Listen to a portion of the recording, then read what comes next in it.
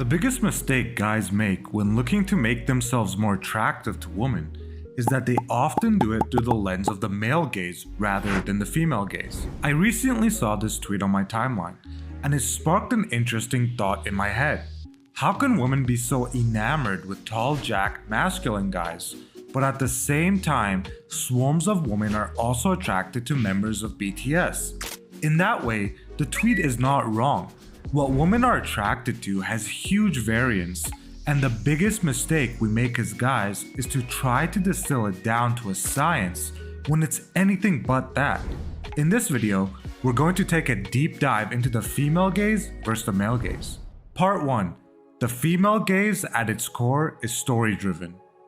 There's a reason why the best-selling books year after year are romance novels, and the biggest consumers of them are women. There's also a reason why the fanfic community is almost exclusively women writing about fictional characters. It's the same reason why artists and musicians throughout history have been loved by women. They tell a story with their creativity. You also tell a story every time you walk out of the door. You just don't realize it. The way you dress, Oh my god, I'm freaking out. your choice of hair, What do you think is the best hairstyle a guy can have? Fluffy middle part. Yeah. High fade. If you have a mullet, it's good. Kind of the Patrick Dempsey look. the way you walk, the way you look away instantly if you meet eye contact, To student and you love design, so you're basically a match made in heaven, right guys? Interest, yeah. your body language. These all tell a story and women pick up on it. Part 2. Looks matter. This is not at all to say that women don't like or prefer a handsome guy. A nice jawline, slight facial hair, height, a lean physique, darker features, and a mix of masculine and feminine features. If you wanted to create a guy that appeals to the most amount of women worldwide, he'd probably look something like Michael Morone from the movie 365 Days. But even when it comes to looks, there's a huge variance in types. Make him a bit more feminine and you have Zayn Malik. Make him more masculine and you have Giga Chad. But remember, this is just ideals. As a guy yourself, if your type is tall blondes, it doesn't mean you wouldn't go for a short brunette. Part 3. The Black Pill Antidote. For some reason, when men hear of women's ideals of being tall, fit, and rich, it makes them feel down on themselves and hopeless. I've always repeated that the biggest cure for being black-pilled is spending an hour in any busy downtown square and observing couples. Here's what you'll see through a male gaze. Average guys with average girls, average guys with beautiful girls. This is because women don't view male attractiveness as a purely physical equation. Why do I love this kind of man? And a lot of other women do too. They are super confident. They're secure. They're self-validating. They don't need you to like them. They don't need to be the center of attention. Last but not least, they're mysterious. As men, we put so much emphasis on physical attractiveness that it's the only thing we compare when we see a couple. Your humor, voice, smell, charisma, kindness, skills, potential, how you treat her, others, animals, kids, your love language, nature, empathy, and so many other things dictate how attractive you are through the female gaze. Part 4. The female gaze is like Play-Doh. Here's what I mean by this. If a girl is not attracted to a guy at first glance, the physical attraction can still grow a ton once she knows him even a little bit better. This is very common. A majority of men fall into the "yeah, he's alright" category. As they get to know him, he can either plummet into "I would never" or elevate into "he's really hot."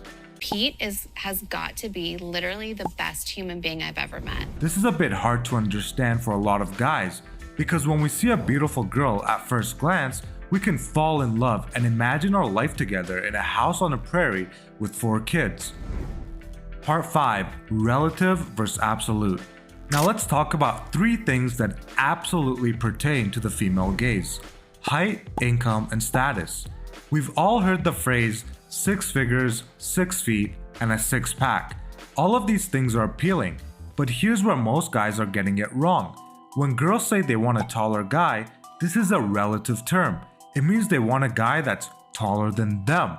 Same for income and status. Statistically, most couples in these categories have the following thing in common. The man is only a few inches taller than the woman. The man makes slightly more money. What would you want his income to be? If you're gonna be a stay-at-home mom, what kind of range would his income be? I think for me to be comfortable, like staying at home and not working, like 300,000. Anywhere from 70 to 100K. Probably 150 to $250,000 a year. And you would contribute also 50-50, Yeah. correct? Yeah. You'd be willing to do up to 50. Yeah, absolutely. Status is hard to calculate, but we can assume this is probably true too. And let's be honest, pretty much every guy lies about their height, which has majorly skewed people's perception of what 6 feet or 6 inches actually looks like. So as long as you're a bit taller and make a bit more money, you're going to be alright. Part 6. Wide appeal versus niche maxing. There's this really corny saying that I love. It goes like this: you can be the ripest, juiciest peach in the world, and there's still going to be somebody who hates peaches. And this is very true. A lot of men's content on improving attractiveness can sometimes feel like needing to appeal to as many people as possible. Some traits can be universal. It's never bad to have nice skin and to keep fit. But trying to appeal to as many people as possible is basically like trying to be the McDonald's of men. Instead, be French cuisine. Find your niche and thrive in that arena. If you're a fitness guy and into bodybuilding, that's great. You're going to go for a certain look, and the people you end up attracting will be fitness girls. Historically, most people end up partnered with people that are into their relative class and ethnic group.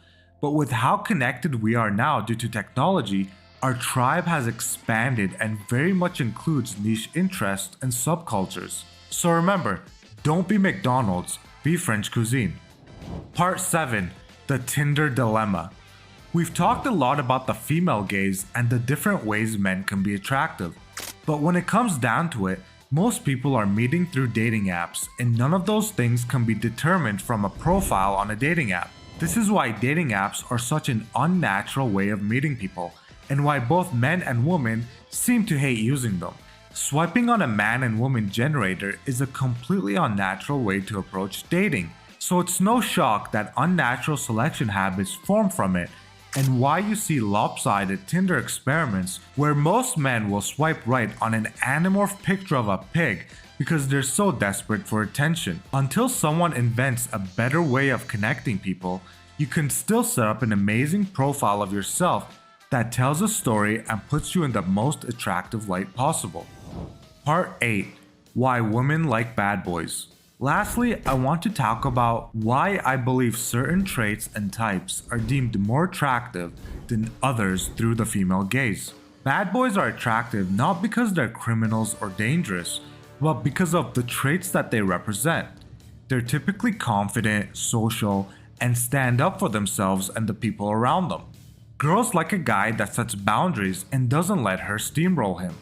Being a pushover and having no spine is perhaps the most unattractive qualities in a man, and a bad boy represents the exact opposite of this archetype. It's the actual traits behind the label and what they represent that are actually attractive. Same with being rich. It's nice to date someone wealthy, but it's the qualities behind acquiring wealth that are actually attractive. Hard work, determination, leadership, and creativity. It's the same reason women will date a starving artist if they believe he has potential. I wanted to make this video for one main reason. A lot of men are deriving their self-worth from the validation of being attractive to women, and they try to live up to impossible standards, or in some aspects, standards that they can never reach. There is nothing wrong with trying to become more attractive, but seeing both perspectives on each side will give you a fuller picture and let your true self shine through. Thanks for watching.